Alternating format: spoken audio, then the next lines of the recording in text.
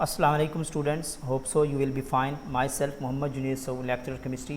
Students, आज हमारा test number 6 conduct हुआ सॉलिड स्टेट का। काफ़ी इंपॉर्टेंट चैप्टर है, थ्योरेटिकल चैप्टर है और बहुत सारी चीज़ें बाय हार्ट भी लर्न करना पड़ती हैं, रटा भी लगाना पड़ता है इसमें। तो स्टार्ट करते हैं आज की discussion. Question number 1, which of the following is a molecular solid. Iodine भी मालिक्यूलर सॉलिड है, वैक्स भी मालिक्यूलर सॉलिड की कैटेगरी में आता है, आइस भी मालिक्यूलर सॉलिड है। So correct option is D. बहुत ही सिंपल क्वेश्चन है। Next question, total number of crystal systems and Bravais lattice. जो टोटल नंबर ऑफ हमारे पास क्रिस्टल सिस्टम है वो 7 है और 14 जो है हमारे पास ब्रेविस लेटस हैं। So correct option is B. Next question है, in which of the following crystal system the end centred unit. कौन से क्रिस्टल सिस्टम में जो end centred unit cell exist करते हैं। इसका करेक्ट ऑप्शन बी है, मोनोक्लिनिक सिस्टम। और मोनोक्लिनिक के साथ साथ जो रोम्बोहेड्रल सिस्टम है, रोम्बोहेड्रल सिस्टम, इसमें भी end centred unit cell exist करता है, बाकी सब में ये एग्जिस्ट नहीं करता, तो ये नोट कर लें।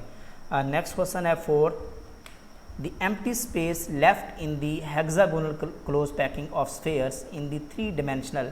इसमें कौन सी एम्प्टी स्पेस रह जाती है। देखें, अगर हम बात करें हेक्सागोनल क्लोज पैकिंग की, तो इस केस में 74% जो पोजीशंस होती हैं वो ऑक्यूपाइड स्पेस होती है, और इस इट मीन्स कि जो इसमें 26% है वो क्या है, वो एम्प्टी है। ये हेक्सागोनल क्लोज पैकिंग की बात कर रहा हूँ मैं। इसी तरह अगर अब आपसे पूछा जाए कि जो बॉडी सेंटर्ड क्यूब है BCC है, इस केस में 68% जो होती है ये पोजीशन ऑक्यूपाइड होती है, और 32% जो होती है ये क्या होती है, एम्प्टी होती है। तो इसको नोट कर लें। So correct option is B. Next question है, what is the contribution of atoms present at the edge centre to the unit cell.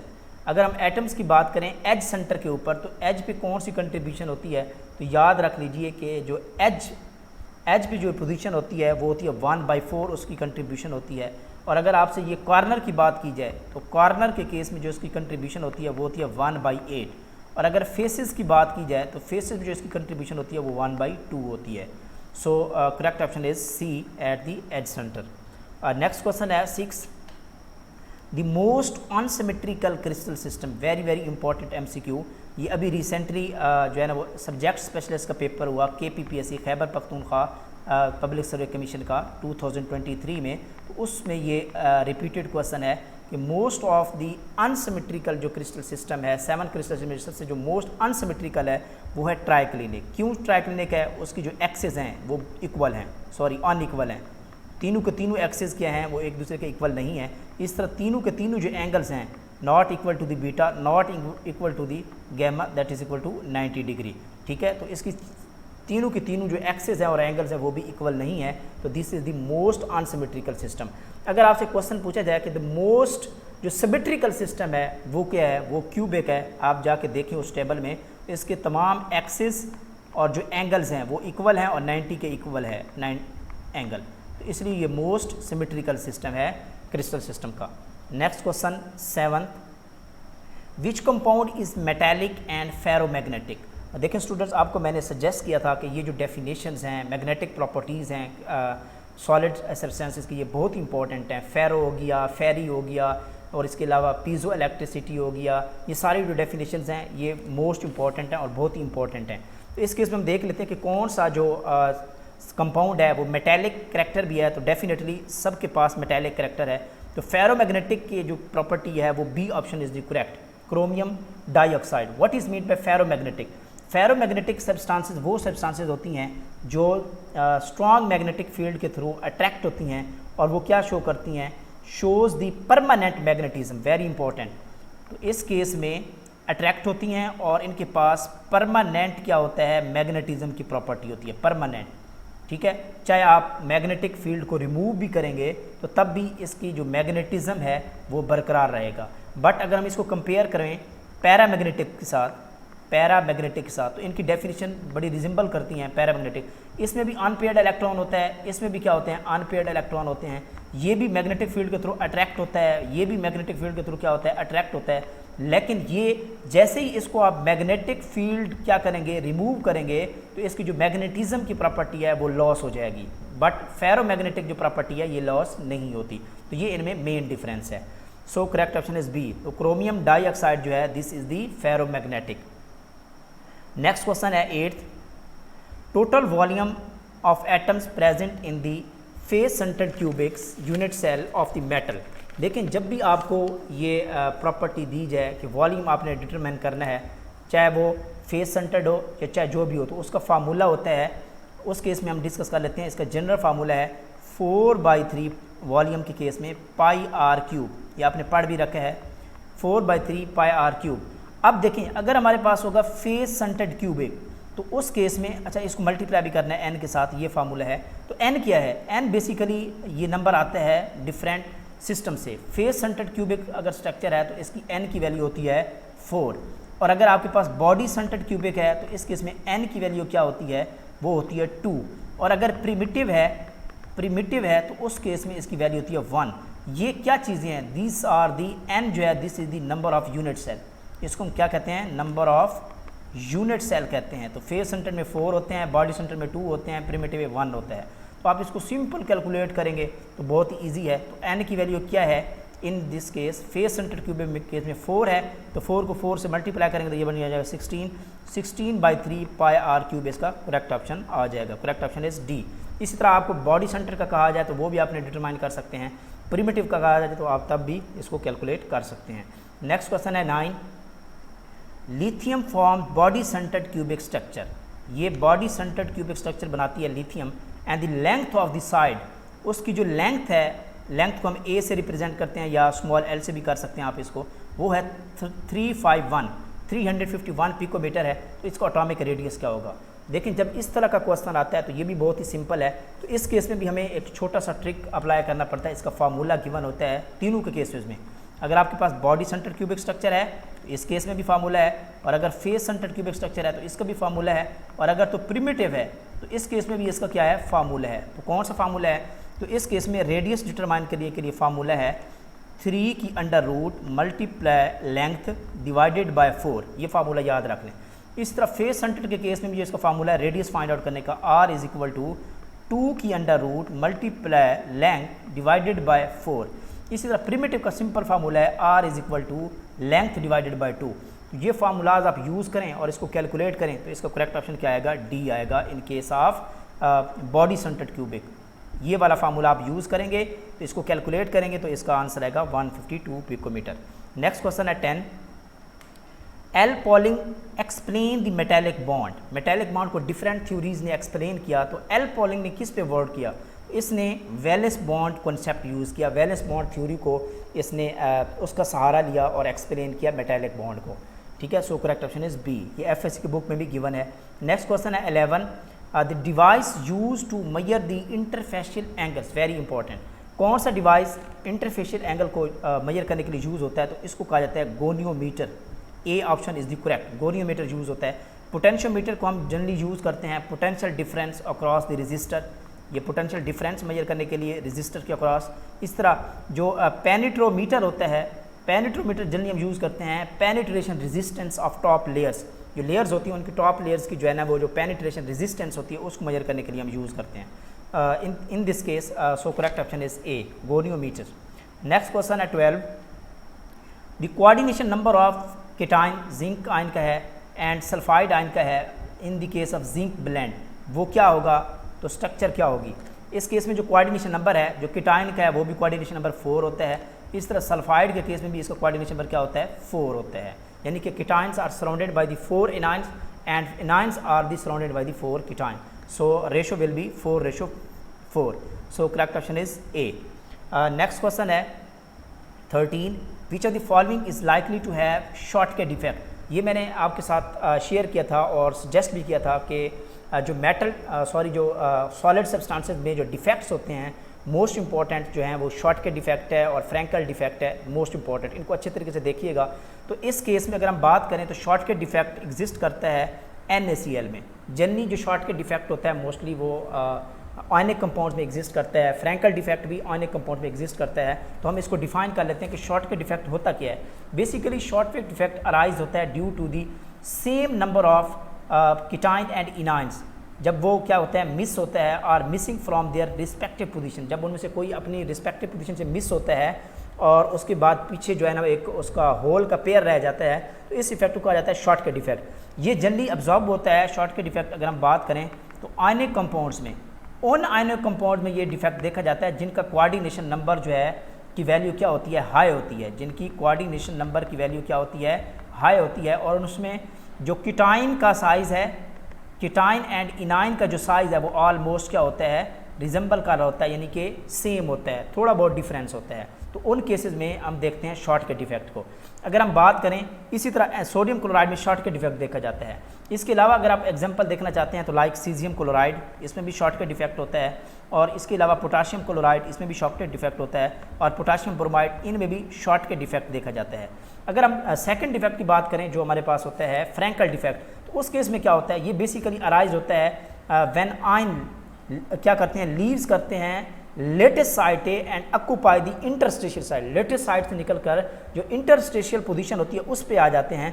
ये जनरली कॉमन होता है उन कंपाउंड्स में, ये भी आयनिक कंपाउंड में देखा जाता है फ्रैंकल डिफेक्ट। तो ये उन आयनिक कंपाउंड में होता है जिनका कोऑर्डिनेशन नंबर क्या होता है, लो होता है, क्या होता है, लो होता है, और उसमें जो कीटाइन और इनाइन का साइज़ होता है उसमें डिफरेंस काफ़ी सारा होता है। उनकी अगर हम एग्जांपल बात करें फ्रैंकल के केस में, फ्रैंकल की एग्जांपल की बात करें तो ये जिंक सल्फाइड ये इसमें आता है। इसके अलावा सिल्वर के जो साल्ट्स हैं, सिल्वर क्लोराइड हो गया, सिल्वर ब्रोमाइड हो गया, और सिल्वर आयोडाइड हो गया, इनमें जो है ये फ्रैंकल डिफेक्ट देखा जाता है। तो इसको नोट कर लें डिफरेंस को। नेक्स्ट क्वेश्चन है 14, zinc oxide is a white when cooled, जब कोल्ड फॉर्म में ये वाइट होता है और हीटेड फॉर्म में ये येलो हो जाता है due to the development of, basically इसमें जो मैकेनिज्म होता है वो मेटल एक्सेस डिफेक्ट होता है। कौन सा डिफेक्ट देखा गया इसमें, मेटल एक्सेस डिफेक्ट होता है। जब जिंक ऑक्साइड को आप हीट अप करते हैं, जब जिंक ऑक्साइड को क्या किया जाता है, हीट किया जाता है, तो इसका कलर चेंज होता है, और जिंक आयंस क्या करते हैं, मूव करते हैं टू द इंटरस्टिशियल साइड पे। क्या करते हैं, जो जिंक आयंस होते हैं ये इंटरस्टिशियल साइड पे मूव कर जाते हैं, और इलेक्ट्रॉन्स क्या करते हैं फिर उसी पोजीशन पे क्या कर जाते हैं, इंट्रैप कर जाते हैं near by the interstitial sides, और ये चार्ज को क्या कर लेते हैं, न्यूट्रलाइज कर लेते हैं, बिहेव कर लेते हैं। लेकिन इसमें से जो कीटाइन है, जो मेटल आयंस हैं, वो हमेशा किस फॉर्म में रह जाते हैं, वो एक्सेस फॉर्म में रह जाते हैं। तो इसी वजह से इसके कलर्स भी चेंज होते हैं। तो इसमें मेटल एक्सेस डिफेक्ट देखा गया किसमें, जिंक ऑक्साइड में। नेक्स्ट क्वेश्चन है 15, electric current is produced when polar crystals are pressed mechanically. तो देखें बहुत सारी इंपॉर्टेंट डेफिनेशन मैंने आपको रिकमेंड की थी जो इलेक्ट्रिकल प्रॉपर्टीज़ होती हैं सॉलिड्स की। इसमें पीजो इलेक्ट्रिसिटी है, इसके अलावा पायरो इलेक्ट्रिसिटी है। तो इनको अपने अच्छी तरीके से देखना है। तो ये बिल्कुल एग्जैक्ट स्टेटमेंट है कि जब आप क्या करेंगे, किसी भी पोलर क्रिस्टल को मैकेनिकली प्रेस करेंगे तो उस वक्त जो टर्म यूज़ करते हैं, जो इलेक्ट्रिक करंट प्रोड्यूस होता है, इसको कहा जाता है पीजो इलेक्ट्रिसिटी। और अगर आप क्या करते हैं, उस पोलर क्रिस्टल को करते हैं हीट के बाद जो इलेक्ट्रिक करंट प्रोड्यूस होता है, तो इस प्रॉपर्टी को कहा जाता है पायरो इलेक्ट्रिसिटी कहा जाता है, by heating the polar crystal. Next question है 16, in which of the following structure the cation has maximum coordination number. इनमें से कीटाइन का मैक्सिमम कोऑर्डिनेशन नंबर किस में है। देखिए सोडियम क्लोराइड की अगर हम बात करें तो इस केस में सोडियम क्लोराइड का जो कोऑर्डिनेशन नंबर है सोडियम आयन का वो है 6, बहुत ही फेमस एग्जांपल है।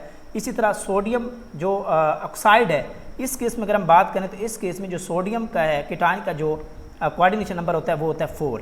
इस तरह जिंक सल्फाइड की अगर हम बात करें तो इसमें जो जिंक है Zn2+ का, तो वो कोऑर्डिनेशन नंबर होता है 4, इसमें भी 4 होता है। और कैल्शियम फ्लोराइड के केस में जो कैल्शियम का कोऑर्डिनेशन नंबर होता है वो होता है 8। तो मैक्सिमम जो कोऑर्डिनेशन नंबर है वो किस में, कैल्शियम फ्लोरेट में एग्जिस्ट करता है। D option is the correct option. Next question है 17, an example of anti ferromagnetic material. इसमें से जो एंटी फेरोमैग्नेटिक मटीरियल है उसकी कौन सी एग्जाम्पल है, तो इसका करेक्ट ऑप्शन है बी, लेड जिरकोनेट जो है इसमें एंटी फेरोमैग्नेटिक मटीरियल होता है। इस तरह अगर हम बात करें, ये जो कंपाउंड है Fe3O4 बहुत ही फेमस एग्जांपल है। ये लास्ट टाइम PPSC के पेपर में भी ये आ चुका है, 2022 का जो रिसेंटली लेक्चर केमिस्ट्री का पेपर हुआ था उस केस में Fe3O4 जो है दिस इज़ दी फेरी, ये क्या है, ये फेरी मैग्नेटिक मटीरियल है। इस तरह KH2PO4 जो है इसकी अगर हम बात करें तो ये है फेरोमैग्नेटिक, ये कौन सा है, दिस इज़ दी फेरोमैग्नेटिक है। और जो BaTiO3 है, ये जो स्ट्रक्चर्स है ये बेसिकली ये इलेक्ट्रिकल प्रॉपर्टीज़ होती हैं, इसमें ये फेरो इलेक्ट्रिक होती है, क्या होती है, this is the ferro electric properties में मौजूद होती है। नेक्स्ट क्वेश्चन है 18, which of the following is not the example of hexagonal system. बहुत ही सिंपल क्वेश्चन है। ग्रेफाइट क्या है? हेक्सागोनल है। आइस भी हेक्सागोनल है। और जो शुगर है दिस इज द मोनोक्लिनिक। ये कौन सा सिस्टम है? मोनोक्लिनिक है। So correct option is B. Next question है 19, which of the following has highest lattice energy. देखिए जो लेटेस्ट एनर्जी होती है ये डिपेंड करती है charge to size ratio, cation और इनाइन की चार्ज टू साइज रेशो पे डिपेंड करती है। तो इन तीनों कंपाउंड्स में देखें तो इनके जो इनाइंस हैं वो सेम हैं, तो हम देखेंगे केटाइन को, तो केटाइन के साइज़ की देखेंगे, जिस केटाइन का साइज़ कम होगा उसकी जो रेशो होगी, लेटेस्ट एनर्जी जो होगी वो क्या होगी? ग्रेटर होगी। तो लिथियम का जो साइज़ है वो इस ग्रुप में सबसे कम है, फर्स्ट ग्रुप में, तो इसकी जो लेटेस्ट एनर्जी होती है वो हायर लेटेस्ट एनर्जी होती है in case of lithium chloride. इसके अगर आप वैल्यूज़ याद रखना चाहते हैं तो एफएससी की बुक में टेबल भी गिवन है। तो लिथियम क्लोराइड के केस में जो लेटेस्ट एनर्जी होती है वो 833 किलो जॉल पर मोल होती है। इसी तरह सोडियम क्लोराइड की अगर आप बात करें तो ये बड़ी फेमस इक्वेशन भी है, एग्जांपल भी है, तो 787 किलो जॉल पर मोल वैल्यू होती है। इसी तरह पोटाशियम जो क्लोराइड होता है इसकी जो वैल्यू होती है वो 690 किलो जॉल पर मोल इसकी वैल्यू होती है। नेक्स्ट क्वेश्चन है 20, binding energy required for ionic solids.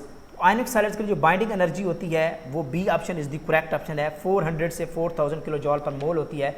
आपको ये डिफरेंट बुक्स में एक टेबल गिवन होगा, तो वहाँ बाइंडिंग एनर्जी, रेडियस रेशो और उनकी रेंज और कोऑर्डिनेशन नंबर डिफरेंट कंपाउंड्स के वो वैल्यूज़ गिवन होगी। उस टेबल को आपने अच्छे तरीके से याद करना है।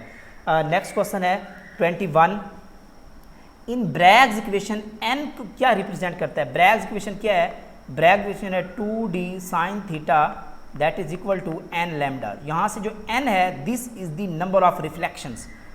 वेरी इंपॉर्टेंट क्वेश्चन है, इसको देख लें। C is the number of reflections इसको शो करता है, ठीक है। Correct option is C. 22 है, when A is not equal to B, B is not equal to C, तीनों जो हैं वो जो एक्सिस हैं ये इक्वल नहीं हैं और जिनके एंगल्स हैं अल्फ़ा और गैमा 90 के और बीटा 90 के इक्वल नहीं है।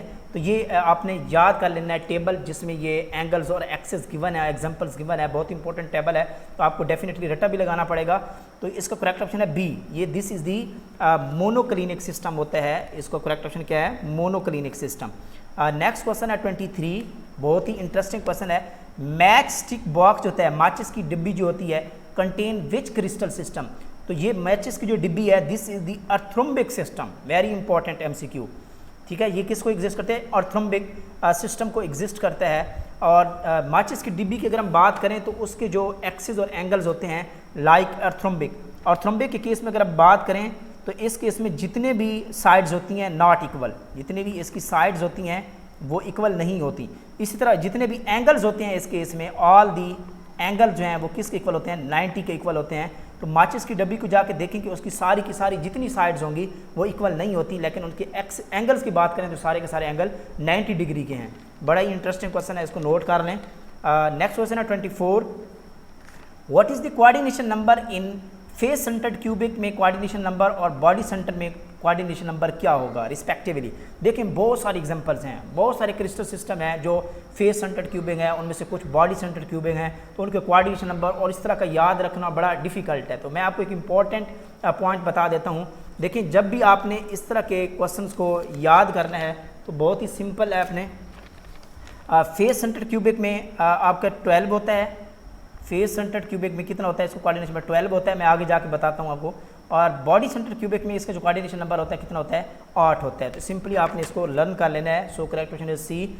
नेक्स्ट क्वेश्चन है 25, in calcium fluorite the coordination number of कीटाइन and anion is respectively. देखिए इस केस में जो कैल्शियम फ्लोरेट है CaF2 है, तो कैल्शियम का जो कोऑर्डिनेशन नंबर होता है वो 8 होता है और जो फ्लोराइड आयन का जो कोऑर्डिनेशन नंबर होता है वो क्या होता है? 4 होता है। So correct option is A. Next question है 26, विच of the following has highest melting point? किसके पास होता है? मॉलिक्यूलर क्रिस्टल के पास भी नहीं होता, आयनिक क्रिस्टल के पास भी melting and boiling point high होते हैं। इस तरह मेटेलिक क्रिस्टल का भी थोड़ा लो होता है। इस तरह जो कोवलेंट नेटवर्क स्ट्रक्चर्स हैं इनके मेल्टिंग एंड बॉइलिंग पॉइंट बहुत ज़्यादा हाई होते हैं एंड मैक्सिमम होते हैं। जैसे एग्जांपल आप ले लें डायमंड। डायमंड जो है ये कोवलेंट नेटवर्क स्ट्रक्चर है, तो डायमंड के केस में इसकी जो मेल्टिंग एंड बॉइलिंग पॉइंट होता है वो बहुत ज़्यादा हाई होता है as compare to the ionic crystal like sodium chloride है, सोडियम ब्रोमाइड है, उनसे ज़्यादा होता है। So correct option is D.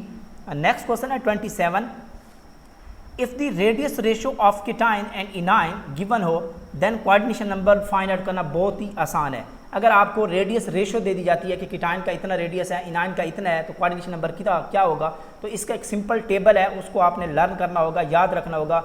आप कोई भी एग्जांपल आ जाती है तो आप इजीली बता सकते हैं कि उसका क्या वैल्यूज़ होगी। तो उसको हम देख लेते हैं कि देखें, अगर तो आपके पास ट्राईएंगुलर हो, इन केस ऑफ ट्राईएंगुलर, तो इसकी जो वैल्यूज़ रेंज होती है रेडियस रेशो को, ये रेंज आपने याद रखनी है। वो क्या होती है 0.155 से कीटाइन, दिस इज द कीटाइन, और ये है 0.225, ये है इनाइन। ये रेंज होती है रेडियस रेशो की। तो इस केस में आपने याद रखना है इसका कोऑर्डिनेशन नंबर कितना होगा, 3 होगा।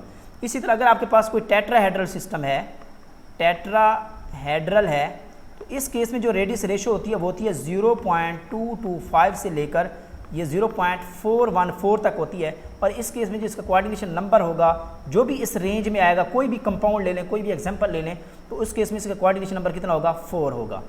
ठीक है। और इसके बाद जो अगर है ऑक्टाहेड्रल, ऑक्टाहेड्रल के केस में अगर हम बात करें तो इस केस में जो रेडियस रेशो की रेंज है 0.414 से लेकर 0.732 की रेंज होती है। और इस केस में जो भी वैल्यू आएगी रेडियस रेशो की भी, कोई भी एग्जांपल हो, तो उसका कोऑर्डिनेशन नंबर कितना होगा, 8 होगा, सॉरी कितना होगा, 6 होगा।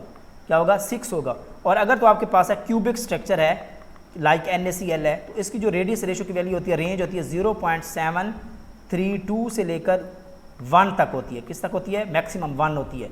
तो इस केस में जो कोऑर्डिनेशन नंबर की वैल्यू होती है वो कितनी होती है, 8 होती है।